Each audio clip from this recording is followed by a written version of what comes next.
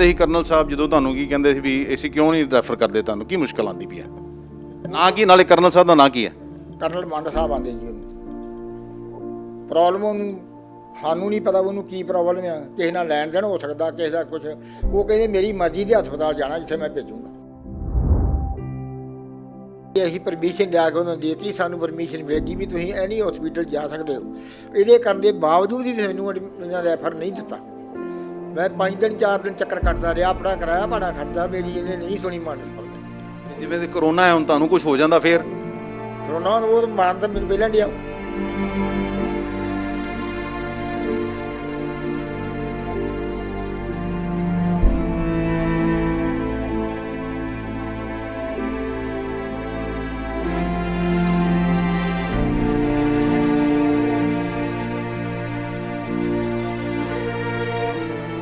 D4 news देख रहे तमाम दोस्तों को दीपक भंडारी का नमस्कार। हम आपके सामने पहले भी कई बार खुलासा कर चुके हैं कि ECHS यानी ex serviceman health contributory scheme जो है उसे लेकर किस तरह घपलेबाजी हो रही है, किस तरह अस्पतालों का और कुछ सेना में कुछ जो लोग बैठे हुए हैं, कुछ रिटायर हो चुके हैं जो अधिकारी, वो और वहाँ पर जो डॉक्टर हैं जो मरीज को रेफ़र करते हैं, इनका किस तरह का आपस में तालमेल बन चुका है। वैसे तो ECHS को अब सरकार ने इस तरह भ्रष्टाचार मुक्त करने के लिए एक कदम उठाया था कि अब मरीज को कोई भी पॉलीक्लिनिक में कोई भी डॉक्टर या अधिकारी इस बात को फोर्स नहीं कर सकेगा, यानी उसके ऊपर दबाव नहीं बना सकेगा कि उसे अपना इलाज किस अस्पताल में कराना है। वह कहीं पर भी जाकर अपना अस्पताल में अपना इलाज करा सकता है, लेकिन शायद तरन तारण के पॉलीक्लिनिक के अधिकारियों पर सरकार के ये आदेश लागू नहीं होते हैं।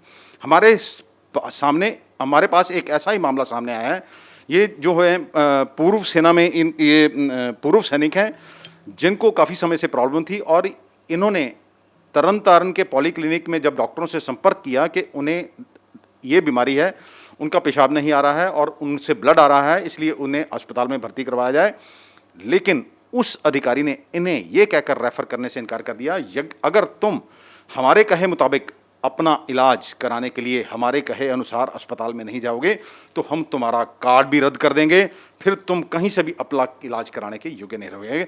हमारे साथ हैं नायब सूबेदार दिलबाग सिंह, जो कि 1996 में रिटायर हो चुके हैं, तरन तारण के रहने वाले हैं, लेकिन आजकल ये अमृतसर में रहे हैं। हम इनसे बात करते हैं कि आखिर इन्हें क्या मुश्किल आई थी और क्या अब इनको क्या कहा गया। सत श्री अकाल जी, ਤੁਹਾਡਾ नाम? मेरा नाम जी दिलबाग सिंह सन ऑफ नाजा सिंह, पिंड मालचक। ਇਹ ਕਿੱਥੇ ਹੈ ਜੀ ਮਾਲਚੱਕ?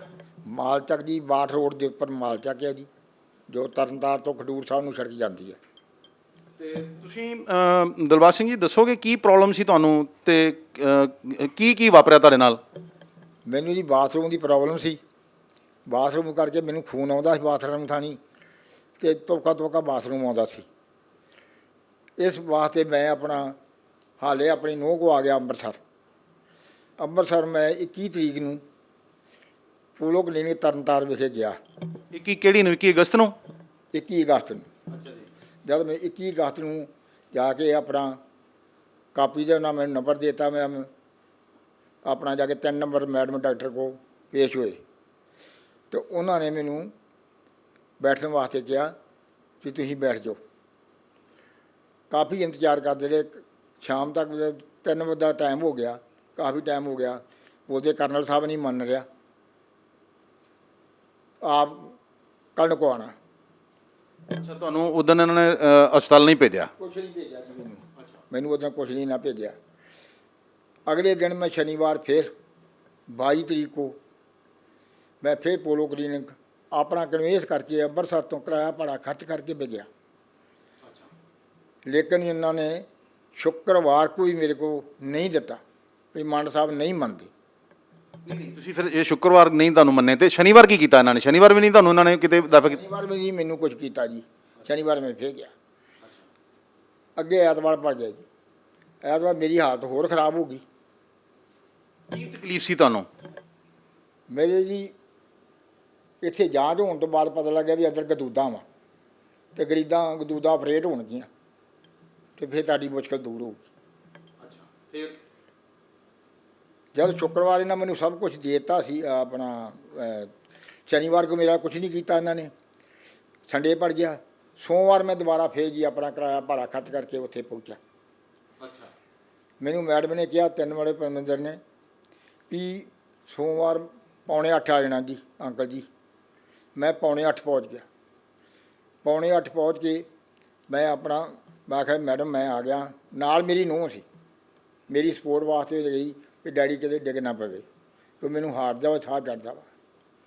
ਜਦ ਮੈਂ ਉੱਥੇ ਪਹੁੰਚਾ, ਕੁਛ ਹੋ ਜਾਈ ਜਿੱਦ ਦੇ ਨਾਲ 3 ਨੰਬਰ ਡਾਕਟਰ ਨੇ ਕਾਫੀ ਹੱਦ ਕਹਿਣ ਤੋਂ ਬਾਅਦ ਉਹਨੇ ਮੈਨੂੰ ਐਮਰਜੈਂਸੀ ਦਿੱਤੀ। ਇੱਕ ਕਾਰਡ 'ਤੇ ਲਿਖ ਕੇ ਪਲੇਨ ਕਾਗਜ਼ 'ਤੇ ਪਰਮਿੰਦਰ ਨੇ ਮੋਹਰ ਲਾ ਕੇ ਮੈਨੂੰ ਦੇ ਦਿੱਤੀ ਅਤੇ ਉਹਨੇ ਆ ਕਰਨਲ ਸਾਹਿਬ ਦੇ ਸਾਈਨ ਕਰਾਓ। ਪਹਿਲਾਂ ਤਾਂ ਕਰਨਲ ਸਾਹਿਬ ਸਾਈਨ ਕਰਦਾ ਨਹੀਂ, ਫਿਰ ਉਹਨੇ ਆਖਿਆ ਅਤੇ ਉਹਨੇ ਸਾਈਨ ਕਰਤੇ ਅਤੇ ਮੈਂ ਉਹ ਕਾਗਜ਼ ਲਿਆ ਕੇ ਆਪਣੇ ਨਜ਼ਦੀਕੀ ਹੌਸਪੀਟਲ। ਨਹੀਂ ਨਹੀਂ, ਕੀ ਕਹਿੰਦੇ ਸੀ ਕਰਨਲ ਸਾਹਿਬ ਜਦੋਂ ਤੁਹਾਨੂੰ, ਕੀ ਕਹਿੰਦੇ ਸੀ ਵੀ ਅਸੀਂ ਕਿਉਂ ਨਹੀਂ ਰੈਫਰ ਕਰਦੇ, ਤੁਹਾਨੂੰ ਕੀ ਮੁਸ਼ਕਲ ਆਉਂਦੀ ਪਈ ਹੈ? ਨਾਂ ਕੀ, ਨਾਲੇ ਕਰਨਲ ਸਾਹਿਬ ਦਾ ਨਾਂ ਕੀ ਹੈ? ਕਰਨਲ ਮੰਡ ਸਾਹਿਬ ਆਉਂਦੇ ਜੀ। ਉਹਨੂੰ ਪ੍ਰੋਬਲਮ ਉਹਨੂੰ ਸਾਨੂੰ ਨਹੀਂ ਪਤਾ ਉਹਨੂੰ ਕੀ ਪ੍ਰੋਬਲਮ ਆ, ਕਿਸੇ ਨਾਲ ਲੈਣ ਦੇਣ ਹੋ ਸਕਦਾ, ਕਿਸੇ ਦਾ ਕੁਛ। ਉਹ ਕਹਿੰਦੇ ਮੇਰੀ ਮਰਜ਼ੀ ਦੇ ਹਸਪਤਾਲ ਜਾਣਾ ਜਿੱਥੇ ਮੈਂ ਭੇਜੂੰਗਾ, ਬਾਬਿਆਂ ਦੇ ਹਸਪਤਾਲ ਜਾਣਾ ਮੈਂ ਫੋਨ ਕਰ ਦਿੰਦਾ ਹੁਣੇ ਚੱਲ ਜਾ। ਜੇ ਹੋਰ ਵੀ ਕਿਤੇ ਕਹਿੰਦੇ ਸੀ ਦੂਰ ਕਿਤੇ ਹਸਪਤਾਲ, ਹੋਰ ਕਿਤੇ ਹਸਪਤਾਲ? ਅੱਛਾ, ਤੇ ਮੈਨੂੰ ਭਿੱਖੀਵਿੰਡ ਦੇ ਜਾਣਾ। ਮੈਂ ਕਿਹਾ ਮੈਂ ਕਿਸ ਤਰ੍ਹਾਂ ਜਾਊਂ?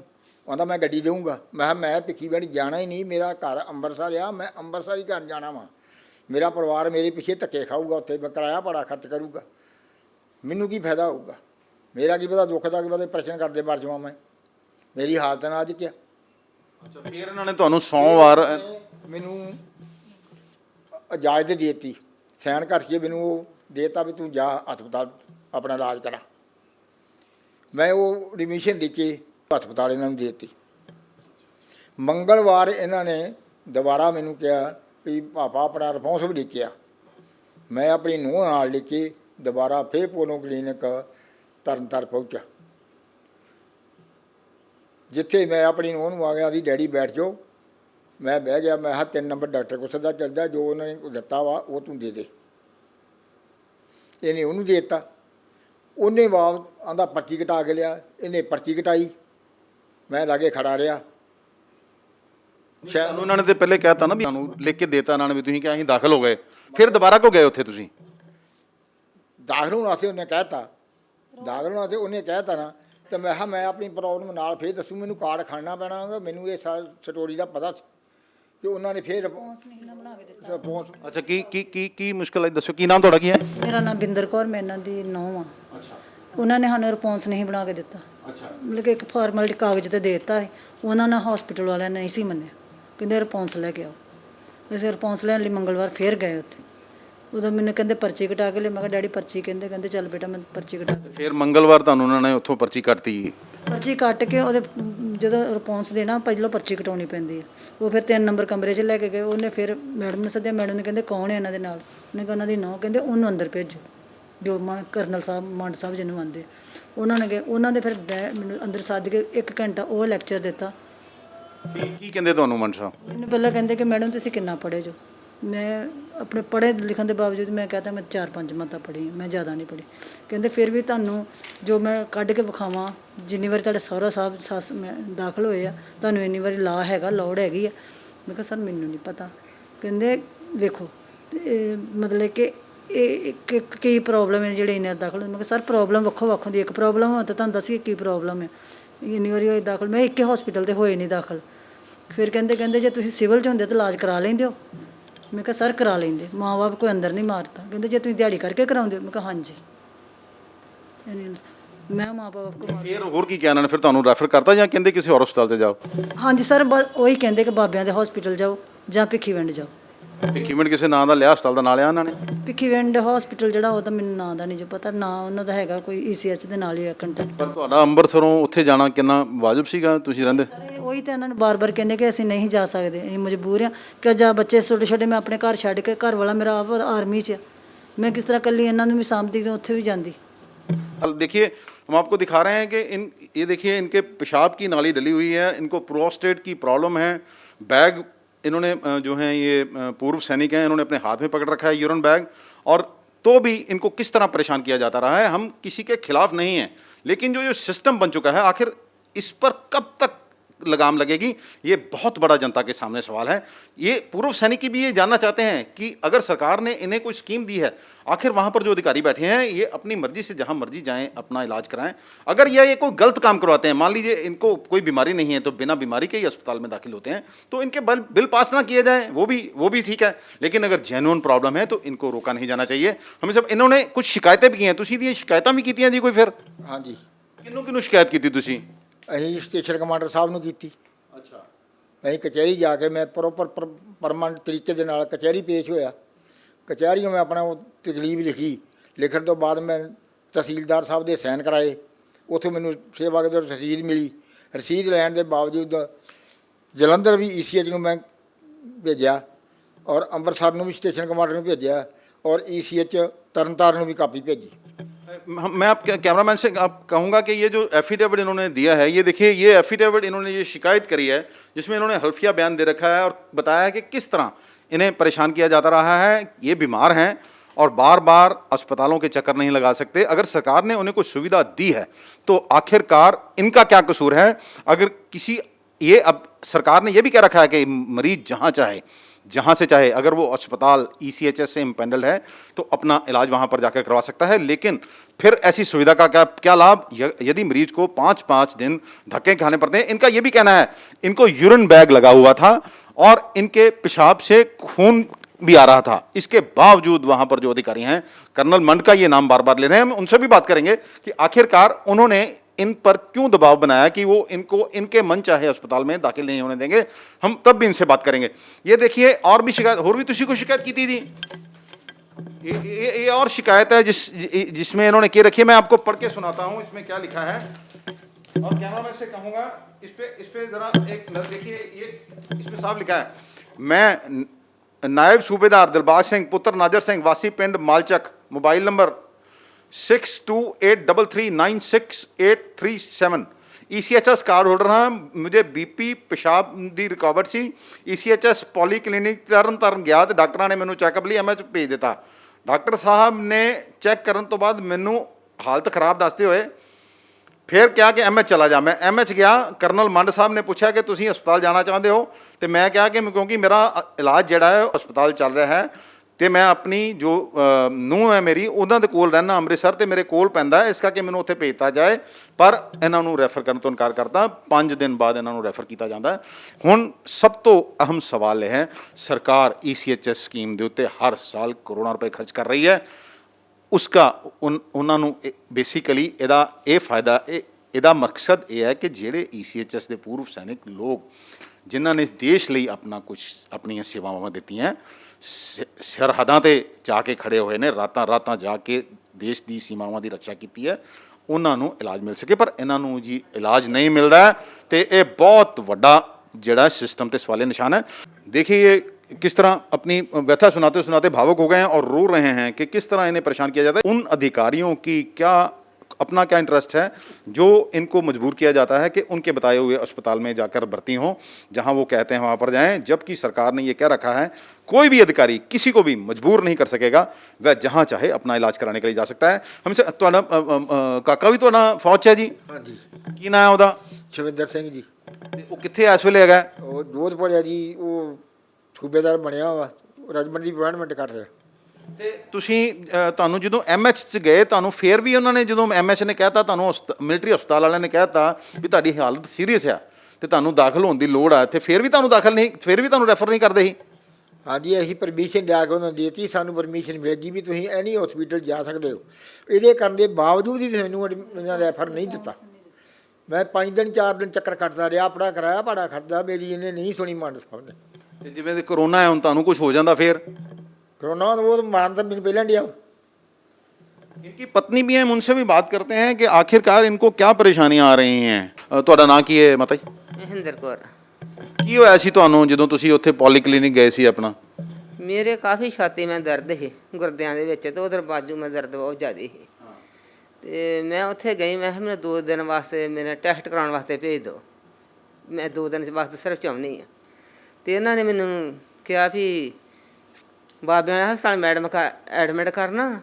ਉਸ ਤੋਂ ਬਾਅਦ ਜਦੋਂ ਮੈਂ ਕਿਹਾ ਵੀ ਮੈਂ ਅੰਮ੍ਰਿਤਸਰ ਮੇਰੇ ਬੱਚੇ ਆ ਅਤੇ ਮੈਨੂੰ ਉੱਥੇ ਕਿਸੇ ਹਸਪਤਾਲ ਭੇਜ ਦਿਓ, ਤੇ ਉਹ ਮੁੜ ਕੇ ਕਰਨਲ ਸਾਹਿਬ ਦੇ ਕਮਰੇ 'ਚੋਂ ਇੱਕ ਮੈਡਮ ਨਿਕਲੀ ਆ, ਕਹਿੰਦੀ ਭਿੱਖੀ ਪਿੰਡ ਭੇਜ ਦਿੰਦੇ ਆ।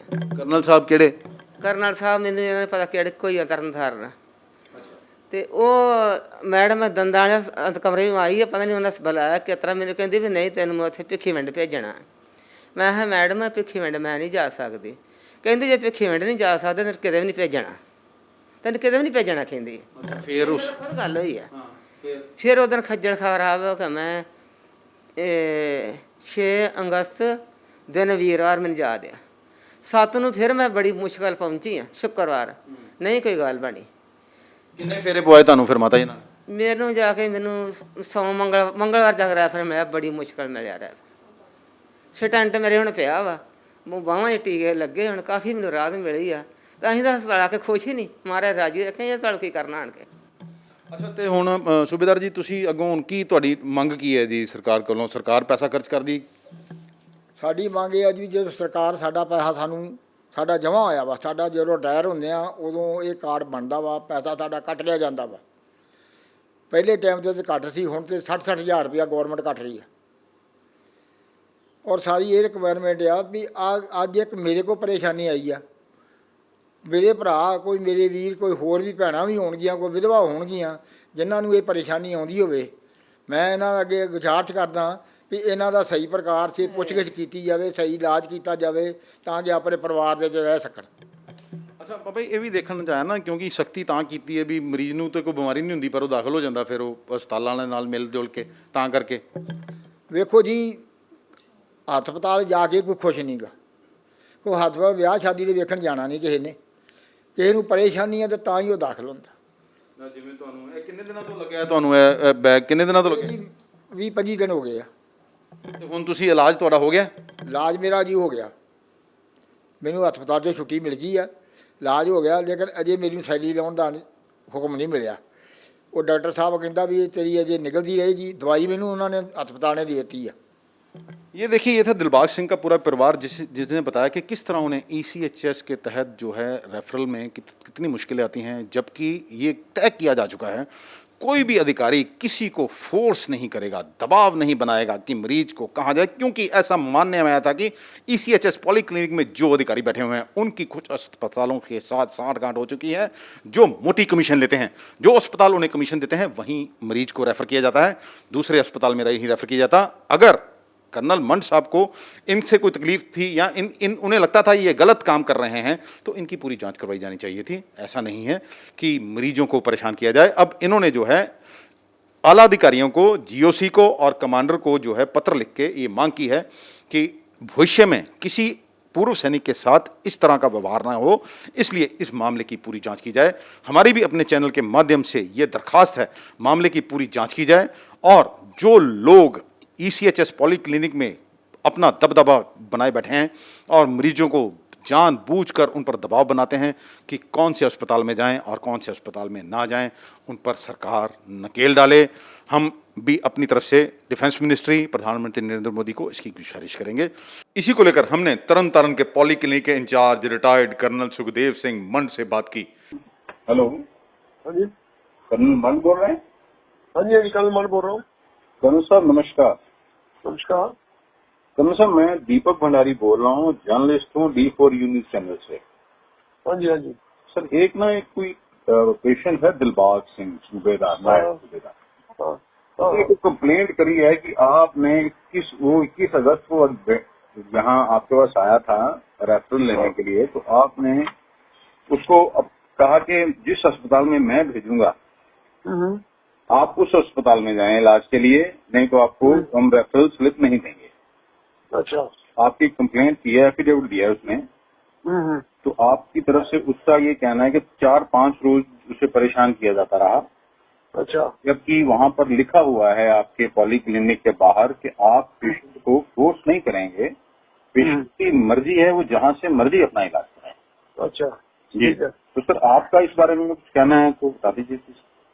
ऐसा है, ऐसा किसी को फोर्स नहीं किया जाता जी। वो पेशेंट जहाँ जाना चाहता है वो जा सकता है। जी जी। और कोई उसको परेशान नहीं किया गया। उस दिन हमारे कंप्यूटर काम नहीं कर रहे थे, लाइट नहीं थी, इंटरनेट फंक्शन नहीं कर रहा था, इसलिए उसको रेफर नहीं मिल सका। फिर भी हमने उसको रेफर दिया, रेफर लेके वो किसी को आया था हमारे पास, MH गया जी। एमएस से करवा के आया कि उसको बाहर भेजा जाए पहले हॉस्पिटल में। जी फिर हमें एक पर्ची पे लिख के दे दिया कि हमारा इंटरनेट काम नहीं कर रहा, जी आप बाहर जाके ट्रीटमेंट किसी भी हॉस्पिटल में करवा सकते हैं, कहीं भी एडमिट हो सकते हैं। जी उस पर्ची पे लिखा हुआ है, वो कहीं भी जा सकते हैं, डॉक्टर का साइन है, मेरा साइन है, जी। उसको दिया गया और वो जाके उसके बाद वो एडमिट हो गया, जहाँ भी होना चाहता तो हो गया, उसे ट्रीटमेंट लिया। हमें इसमें कोई प्रॉब्लम नहीं, जहाँ से मर्जी ट्रीटमेंट ले सकता, ऐसा कुछ नहीं है। तो सर वो आपके ऊपर जो आरोप लगा रहा है वो बेबुनियाद है। हाँ जी, बेबुनियाद। ठीक है राजा, हाँ जी बिल्कुल। ठीक है सर, ठीक है। Okay, thank you, thank you, thank you करना sir, thank you. Thank you. Amritsar से D4U न्यूज के लिए दीपक भंडारी की खास रिपोर्ट।